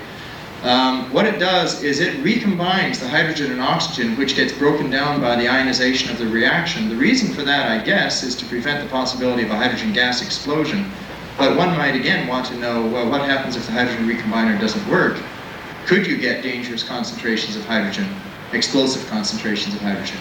And if so, is that something to be concerned about? You had another question. Yes, with Saskatchewan having a very sensitive economy, what is the industry's stand on the issue? I've heard about one company just about to withdraw from a major investment in Saskatoon if the Slowpoke is going to be built. Really? Well, that's interesting. I didn't know that. I really don't know enough about the Saskatoon economy to really comment on that. I mean, you people are the people who live here and who know the situation far better than I do. I do think, however, that on another subject, the nuclear reactor that's planned for the north of Saskatchewan by Mr. Colin Hindle is being sold at a price far too low to be considered credible. I believe he's talking about $1 billion. We just finished completing a reactor in Ontario, which is 4 units, 850 megawatts each, and it cost $12 billion. Now that works out to $3 billion each. And this reactor is more than half the size. How they're going to build a reactor more than half the size at less than half the cost is beyond me. I think that that's a vastly deflated value for that reactor. And this, of course, applies to the Slowpoke as well, perhaps, because AECL so far has an extremely poor track record in terms of accurately predicting costs. Generally, their costs are considerably underestimated, and the true cost turns out to be a lot higher than what they originally put forward. So I don't know what it's going to do to business in Saskatoon. I really don't. I guess that's something. I would, however, be suspicious about the idea that it's going to cause a boom in terms of building components for Slowpokes.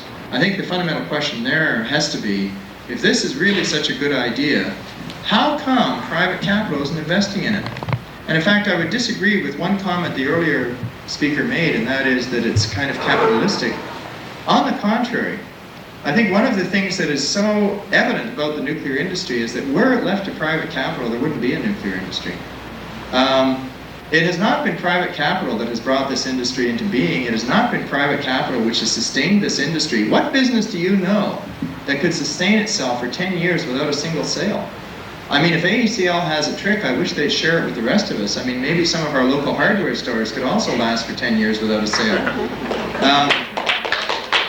I don't think it's so much a question of capitalism as it is a question of what Ralph Nader calls lemon socialism, whereby the private business involved do make profits. For example, when we sold a reactor to Argentina at a loss of $130 million, it wasn't Canadian General Electric that lost $130 million. They made a profit. Nor was it Canadian Babcock and Wilcox who lost $130 million. They made a profit. It was the Canadian taxpayer who lost $130 million.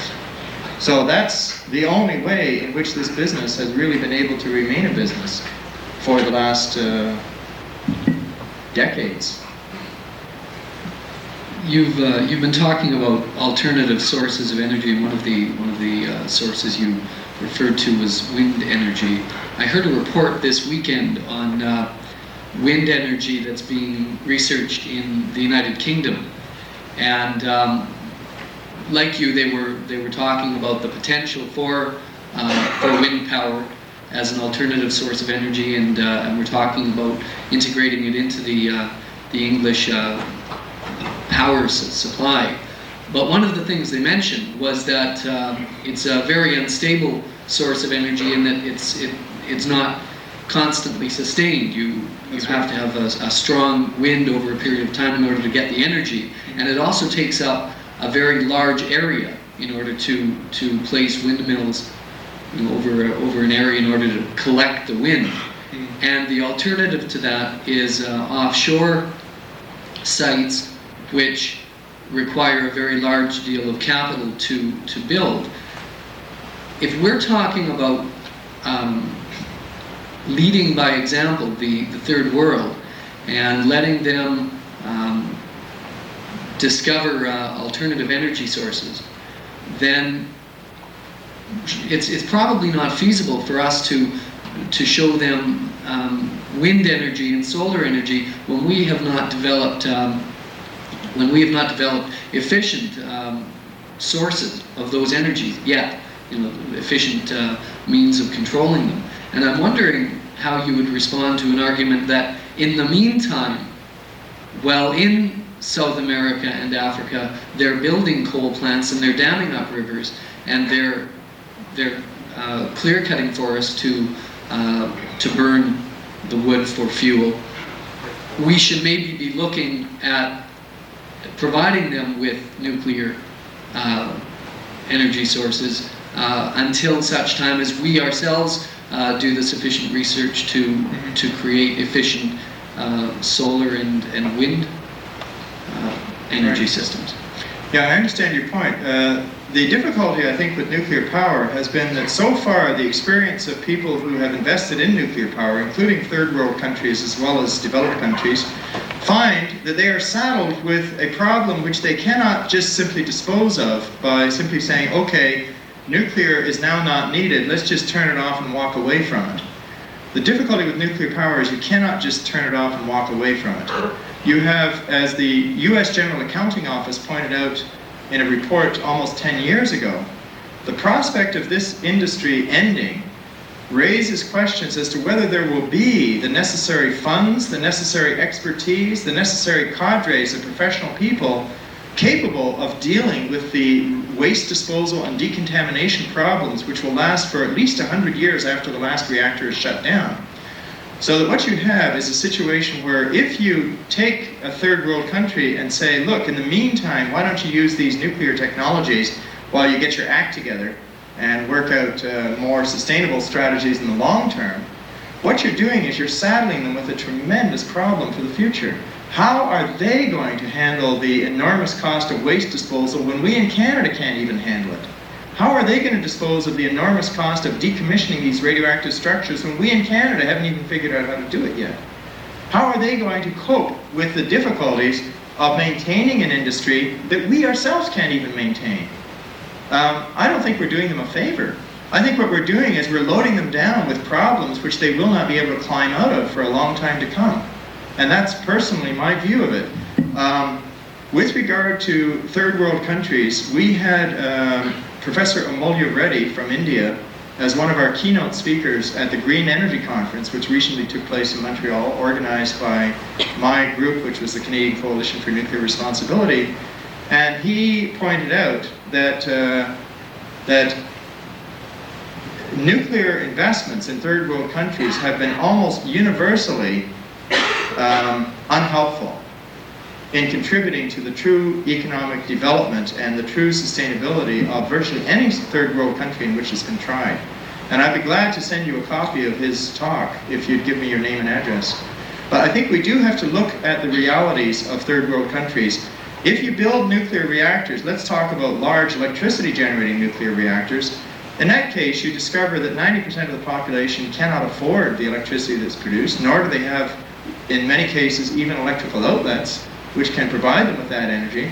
And you'd be doing them a far better job, you'd be doing them a much greater favor if you could be developing smaller scale technologies which are affordable and which are based on renewables. In many African countries, for example, it's far cheaper, even with today's price of solar photovoltaics, which are expensive indeed. I mean, you wouldn't want to replace all of your electricity with photovoltaics because it costs too much. But in many African countries and other third world countries, it makes a lot of sense. It's much cheaper, in fact, to use photovoltaics for television sets or radios. Because why? Because they can't afford the huge grids to deliver electricity to remote villages, that's why. It's far more expensive to do that than to use the photovoltaics. So, now, I'd like to make one comment about the problem of storage of renewable sources of energy, which I think is a very important one. And that's the following. First of all, various renewable sources work well in tandem. For example, wind and solar work quite well in tandem because when the wind is not shining, the wind is off. When the sun is not shining, the wind is often blowing, and vice versa. And so they tend to even themselves out to some extent. The other thing is that in order for electricity to take a much larger role than it currently takes, at the moment, you know, we have essentially we do not have a continental shortage of electricity. I mean, look at this room. If we had a continental shortage of electricity, I don't think we'd be always burning all these lights. We do not have a continental shortage of electricity. 85% of our energy needs are non-electrical, and that's where the energy problems really lie, in the non-electrical sector rather than in the electrical sector. If you want electricity to penetrate deeply into the non-electrical markets, such as transportation, you have to have breakthroughs in electricity storage. In other words, even nuclear power cannot make a dent on oil unless you have breakthroughs in energy storage. But as soon as you have breakthroughs in energy storage, you have solved the problem of storing wind electricity and solar electricity. Consequently, the renewables are going to look increasingly more attractive as storage becomes better. So if you look at it from that point of view, you realize that in order for nuclear power to expand drastically, it needs to solve the storage problem.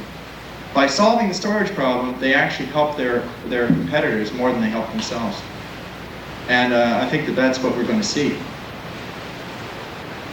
Thank you.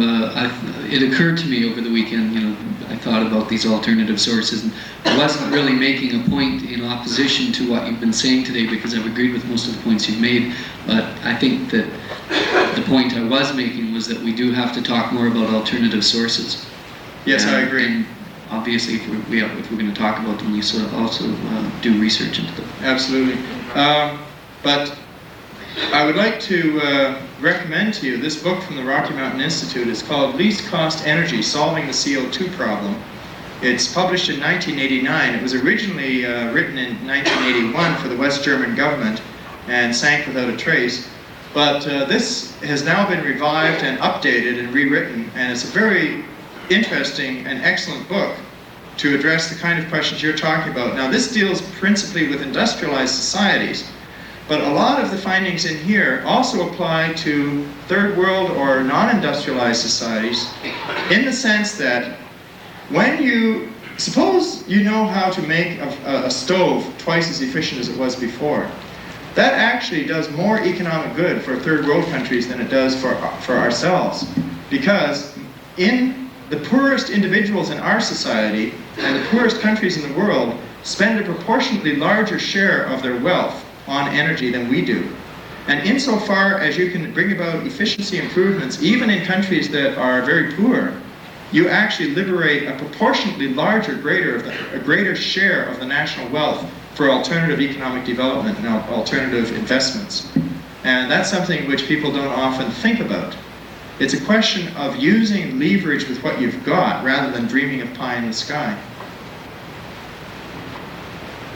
Hello, my name is Daniel Coolin, and I'd like to thank you for coming out this afternoon. I have a comment and I also have a question, and my comment is I think it's very unfortunate that a representative from AECL cannot be upfront with you and that we can have a dialogue today. I think most people, including myself, came here today hoping that there would be some reasonable debate of this issue, and I guess I find it unacceptable and untenable that a Crown Corporation in Canada does not have a professional representative of its corporation available for such a debate. And I think that's extremely unfortunate.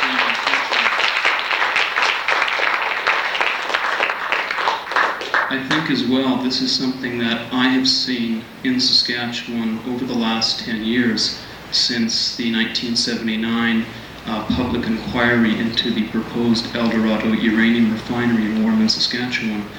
Since 1979, AECL and other proponents of the nuclear option in Saskatchewan have failed to come forward and debate this question meaningfully.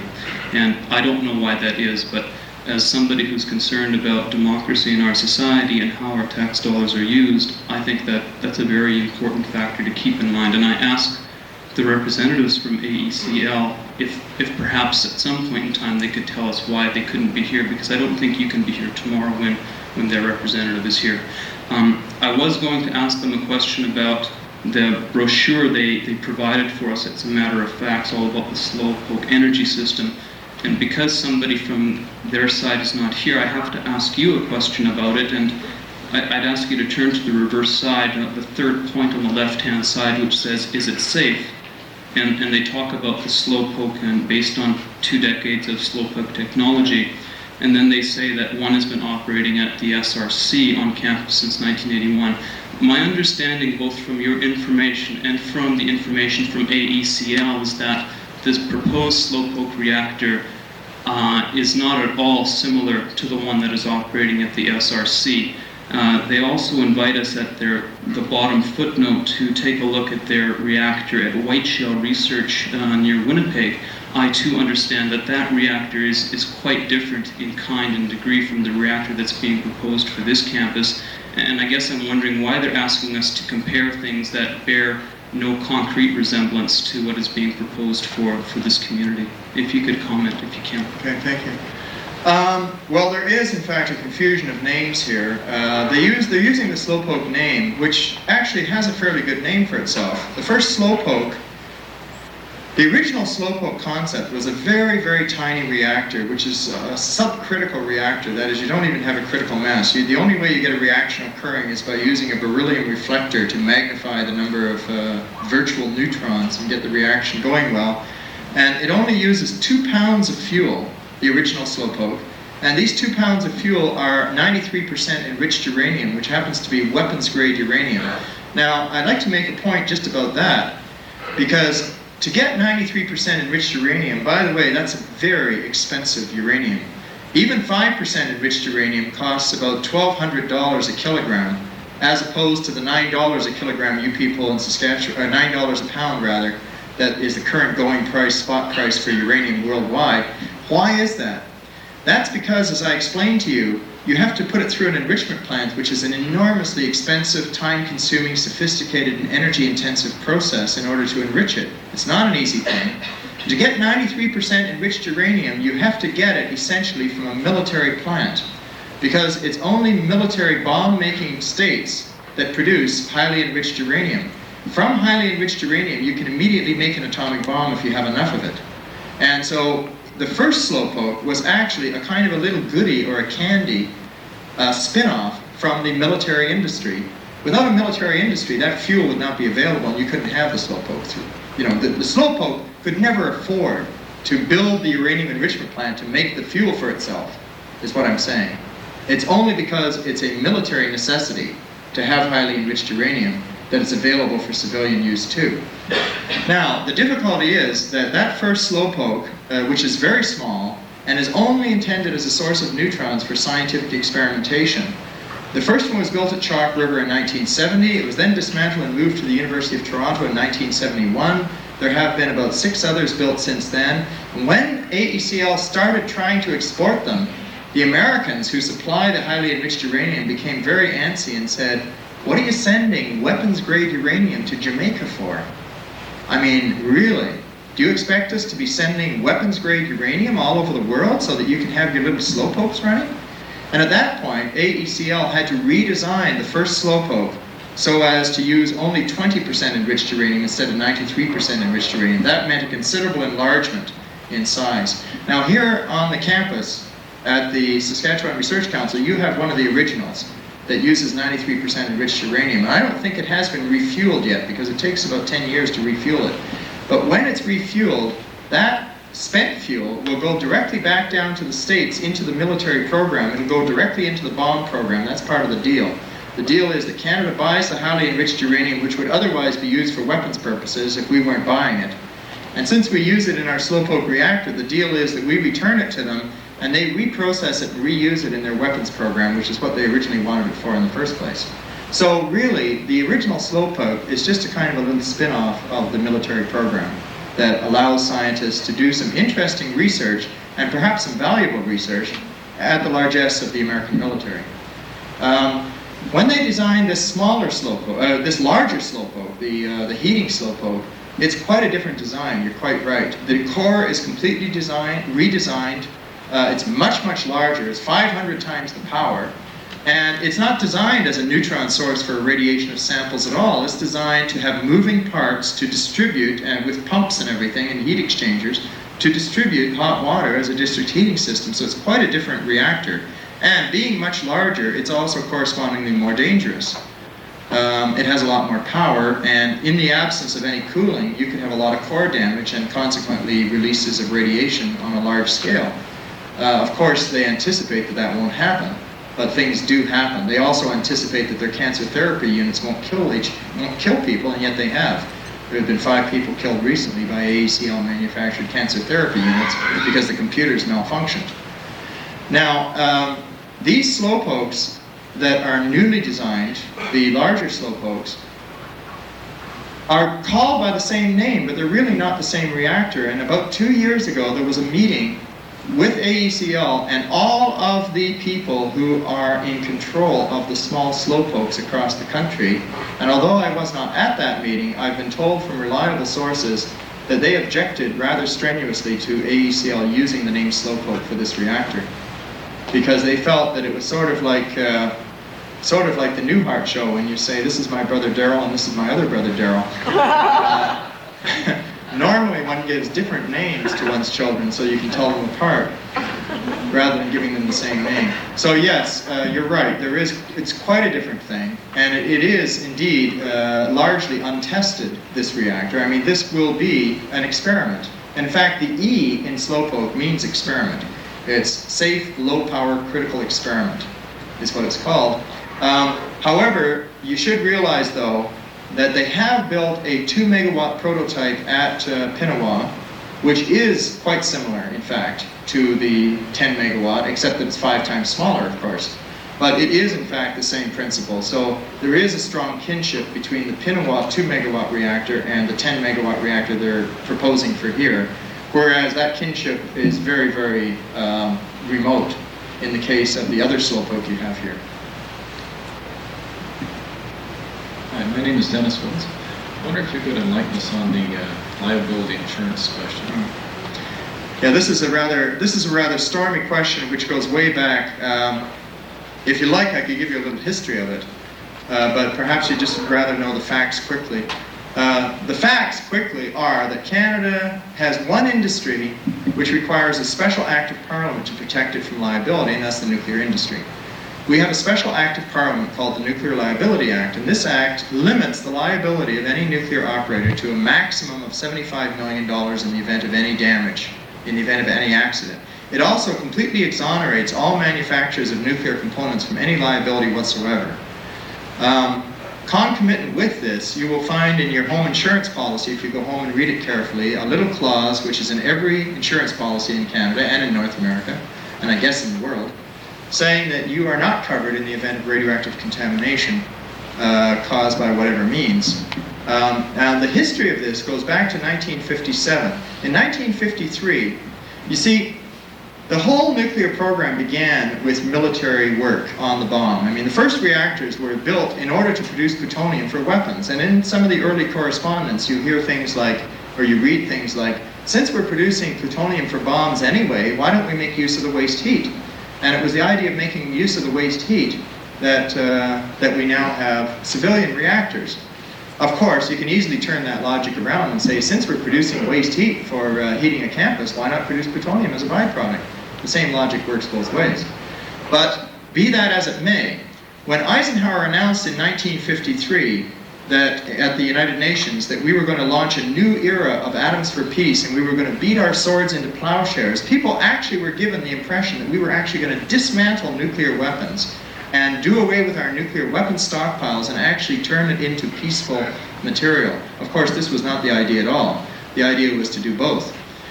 But as they built, by the way, everybody was caught totally off guard. Nobody knew what he was talking about, including people in the industry. They said, nuclear reactors for peaceful uses? What's he talking about? There were no such things. So it sent people scurrying. It was very much like President Reagan's Star Wars announcement. It really caught people off guard. And so people, even in the industry, started working like mad to try and come up with this peaceful nuclear reactor that he was talking about. In the process, they did a study in 1957 called the Brookhaven Study. This was done by the U.S. Atomic Energy Commission, which asked the question, what would be the consequences of an accident of a small reactor, about 200 megawatts, located about 20 miles from a city? And the consequences were if they assumed 50% release of the core radionuclides, it would be $7 billion in damage, many thousands of people killed immediately, and many tens of thousands killed subsequently as a result of cancer. Well, when this information came forward to the US Congress, people were absolutely stunned. And the US Congress contacted insurance companies and presented them with this study and said, we need insurance for our nuclear reactors. And the insurance company says, you've got to be kidding. We can't insure that. In fact, there's no principle of insurance that exists which would allow us to insure such a thing. And what's more, some of these insurance executives are on record as saying, it's questionable in our minds whether such a risk should be allowed to exist. But nevertheless, the Congress persisted and said, look, it's only $7 billion, surely you can cover it. Can't you get together with all your other insurance companies and make a pool? Well, they did that across North America, and they couldn't come up with very much, so they went to Lloyd's of London and to European insurers, and finally they came back to the Congress and they said, tell you what we're going to do. We'll go to $91 million. That's it. That's it. No higher. $91 million insurance will cover. The rest, you look after it. So at that point, the US Congress passed an act called the Price-Anderson Act, which limited the liability of any operator of a nuclear plant or owner of a nuclear plant to around $500 million, of which 91 million would be covered by private insurance and the rest would be covered by the public purse. Here in Canada, we thought that was a little rich for our blood, so we stuck with 75 million as the maximum liability. Now, the nuclear industry likes to pretend that the reason why you have a nuclear exclusion clause in your insurance policy is simply because the insurance policies are already covered by the government. Well, I think that anybody with a common sense can see through that. I mean, what industry do you know of that requires an act of parliament to provide insurance? The fact of the matter is that the insurance companies won't touch it, and you can't buy that kind of insurance from any insurance company. Peter Preble, I'm the local member of the legislature. I don't support the Slowpoke either. I want to come back specifically to the impact that this might have on local residents, and a couple of points that you were making that I'd like you to elaborate on, Gordon. One is the question of radioactive leaks from the Slowpoke, and I'd like you to discuss that a little more. The second is that you've given us a couple of examples of accidents that could occur. We've got a lot of people living on this campus throughout the day. We've got a lot of homeowners who have their homes very close by. I assume that those homeowners would not be, their insurance wouldn't cover any accidents that may occur on this campus. I'd like to specifically ask, with respect to accidents, whether there is a possibility at a Slowpoke reactor of a core meltdown taking place. I'd appreciate some indication of what the consequences of that would be if it can occur. Okay. What a core meltdown refers to is the situation where the core of the reactor reaches a temperature where it actually melts and melts right down into the ground. Is the fuel metallic or oxide for the Slowpoke? Do you know? Oh, I don't know. I'm not a physicist, so I didn't respond to that. Yeah. Well, if it's metallic fuel, it melts at a much lower temperature than if it's oxide fuel, and I'm not really sure. There may, I should have read the specifications more carefully, but you know, the trouble is there are no specifications that I've been able to find. I went to the Atomic Energy Control Board and visited Zygmunt Domaratsky, who's the director of atomic licensing for the Atomic Energy Control Board, and I said, could you give me the safety studies for the Slowpoke 10 megawatt? And he says, I can give you everything I've got on the Slowpoke 10 megawatt reactor because what I have is just this. And he showed me an empty folder. So we have no knowledge whatsoever of the Slowpoke 10 megawatt reactor. We have seen no safety studies, and we have no information on it. I find this quite astonishing. The backbone of the entire licensing process in Canada is to provide a detailed safety study with a detailed analysis of what happens in the core of the reactor, what the maximum temperatures that could occur under various circumstances, what happens if you have a loss of coolant accident, that means if the water somehow disappears and you don't have that cooling, what happens if you have a sudden power surge, that's called a loss of regulation accident, and what kind of releases you could expect under these circumstances and what kind of dangers it would pose for the population. There is no such safety study that I have ever seen, despite repeated requests for such a thing. Consequently, my answer has to be rather hypothetical, I'm afraid. I think, though, that one thing that the university should do in the interests of honesty, etc., is request that such a document be produced and published and made available to anybody with the interest or expertise to take a look at that study and critique it as to what various scenarios would be. The only thing I do have is a statement from the Atomic Energy Control Board regarding the 2 megawatt reactor, which is 5 times less powerful. Let me see if I can find it here. Well, I can't find the paper, I guess, since everything is soaking wet. But what it basically said is that they were concerned about the fact that there could be severe power increases in the event of failures of the shutdown systems. Now, the shutdown systems are, for the 2 megawatt reactor, they're 2 in number, but I believe AECL is trying to get rid of one of them in order to cut corners on costs. They have 2 shutdown systems. One of them is called gadolinium nitrate injection.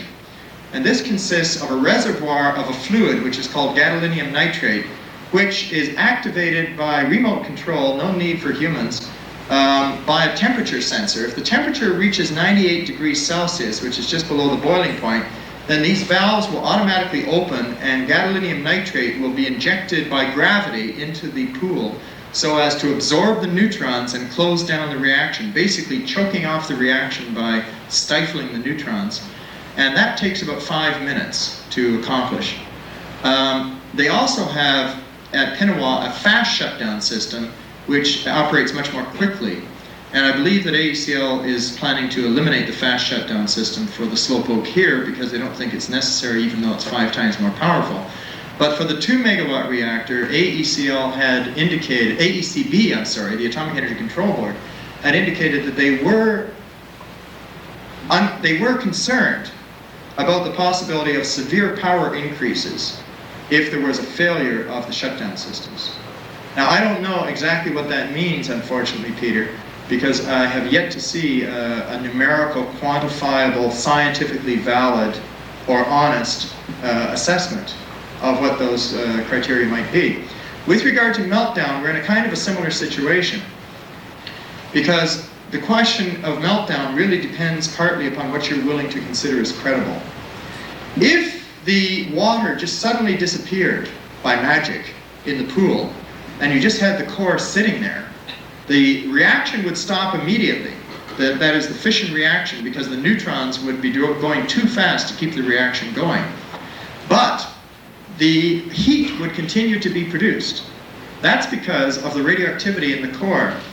In a power reactor, the moment of shutdown usually means that even when the reaction is completely shut down, you still get heat produced at about 7% of full power heat. And after about 4 hours, that reduces to about 1% of full power heat, and it continues to go down with time.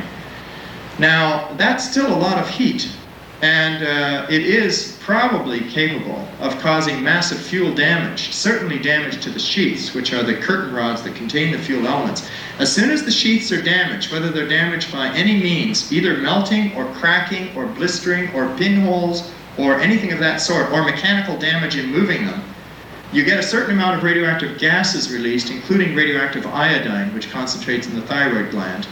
And that would happen in any event that damaged the sheath of the fuel, even during, for example, refueling. If the grappler that grabbed the fuel to take it out of the pool damaged the fuel, you would get such releases occurring. But that's not a meltdown. A meltdown would be much more severe, and that would be resulting from the fuel itself melting and driving out much more. You'd get a lot of cesium, strontium, even plutonium and so on, vapors and ashes released into the environment. I think that, personally, I think that one could imagine a hypothetical situation in which that kind of core melting could occur because of the residual heat. I think what Atomic Energy of Canada Ltd. Is banking upon is that if you take into account the time delays, like how long would it take for the pool water to all run out, and if it shut down, how long would it take before the temperature, the heat production would reduce to a certain amount? Those are exactly the kind of calculations we don't have available.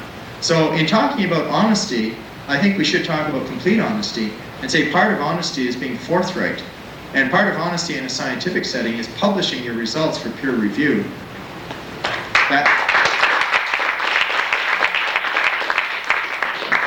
Of course, if you have external forces at work, then all bets are off. As I mentioned earlier, drop a bomb on one of these things or have some kind of conventional chemical explosion that blows up the kingdom come. That's quite a different situation. Yes, I'm Linda Haverstock, and on July 17th I hosted the 3 other Western Liberal leaders. And at that time we discussed the environment and the concern that we had that in fact the 4 Western premiers had decided that the environment is to be a provincial jurisdiction. We found that rather surprising since we don't think the environment ends at the borders. You'd mentioned earlier that in fact we don't have a national energy policy. Just so you know, we don't have a national agricultural one either. And what we had done as a decision-making process as far as the environment was concerned, I know that this is more general, is to say that we would not support under any circumstances anything that would result in waste, a byproduct, that would not be environmentally friendly and not be able to be disposed of properly. What I'm asking of you is we don't have a national energy policy. We are not likely going to have one for some time. And what would you suggest for a province like Saskatchewan in terms of being able to not just address what you're talking about today, but in a much broader context? Because we don't feel that Environment Canada is going to be able to undertake the sorts of things that are necessary, nor is it something that should be the responsibility of just a place like Saskatoon, making a decision that is going to affect Saskatoon. We've seen with something in our province, in the southern end of the province, with Reactor, for example, that there are people who are economically very needy for something to happen there. And we don't really believe that it's in the best interest, environmentally perhaps, for people who are going to be direct beneficiaries to make those kinds of decisions. And yet a lot of people are saying, well, we live here, we should make the decisions. What would you suggest for us, for all of us? Well, I think you're putting me on a pedestal. I don't think I'm equipped to answer those kind of questions, but I mean, I'm just a concerned citizen as you are, and as we all are. Of course, you're in political life, and consequently, you have a greater responsibility for that reason. However, I don't have any magic answers, but I do have the ability to read and to assess what I read, and I have a limited ability to think, which I think is helpful from time to time. One thing that came out of the Green Energy Conference, which I mentioned earlier. The Green Energy Conference was a conference on energy, international, which was a parallel event to the World Energy Conference taking place in Montreal recently. And we had Mr. Amory Lovitz as a speaker, we had Mr. Amolya Reddy from India as a speaker, we had Ursula Franklin from the University of Toronto as a speaker, and we had a lot of workshops with a lot of excellent resource people on the whole spectrum, including agriculture, by the way. We had a workshop on agriculture and energy, which is a very good one. What came out of the Green Energy Conference was a declaration, and I have copies of it here if anybody, I don't have copies for everybody, but I have some copies here, I'll be glad to give you one, which is called Deadline Now, Lifeline 2000, and which is, in a sense, a mild manifesto, saying that we really have maybe about 10 years to turn things around and start getting our institutions in touch with reality. Because let's face it, we've inherited institutions which are all looking in the rearview mirror. You know, our institutions are living in the past, and we have to change our institutions or adapt our institutions so that they can really address the genuine needs of Canadians, and not only Canadians but other people in the world. And it really takes political will and political leadership to do that. And my feeling, and the feeling of many people at the Green Energy Conference, is that on planetary issues, you mentioned about the provincial boundaries, it's part of what we call the flat earth syndrome, that people still tend to act as if they lived on the flat earth. And nuclear power, by the way, would be a wonderful energy source if we did, because we could just shove the waste over the edge. But we know that the earth is round, and so when we shove it over the edge, it just ends up in somebody else's backyard, and in fact comes back to haunt us too.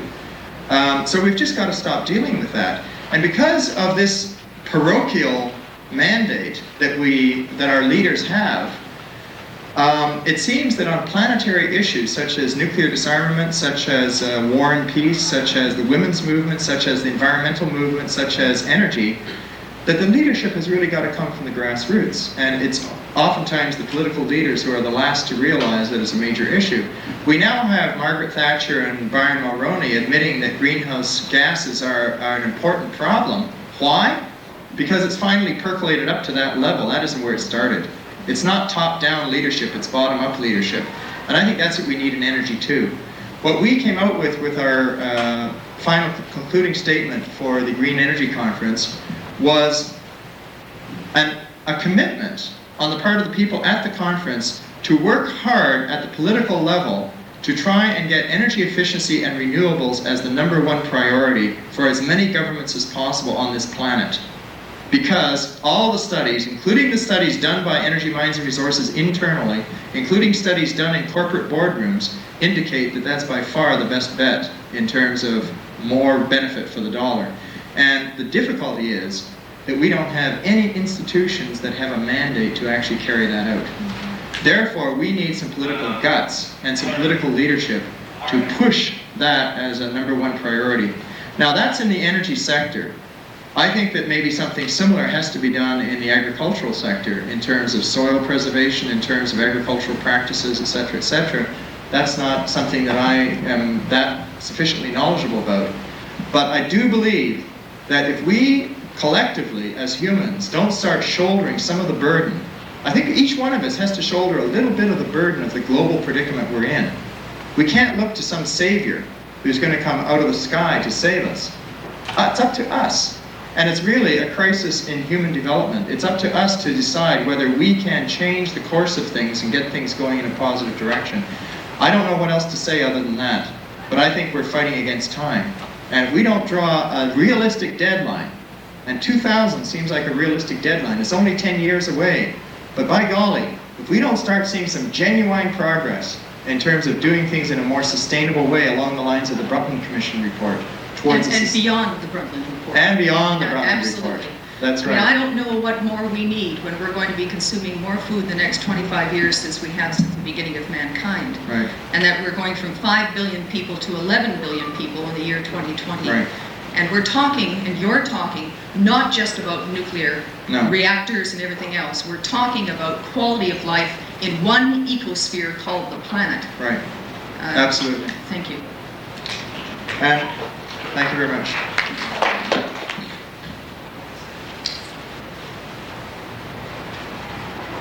Unfortunately, our time is up, so on behalf of the Students' Union, I would like to thank Dr. Gordon Edwards for his time, and thank you for being here and your questions. Also a reminder, there is material available in the foyer, and tomorrow's speaker will be Metro Dimitri from the Energy of Canada Ltd. At 12 noon. Same time. Same place.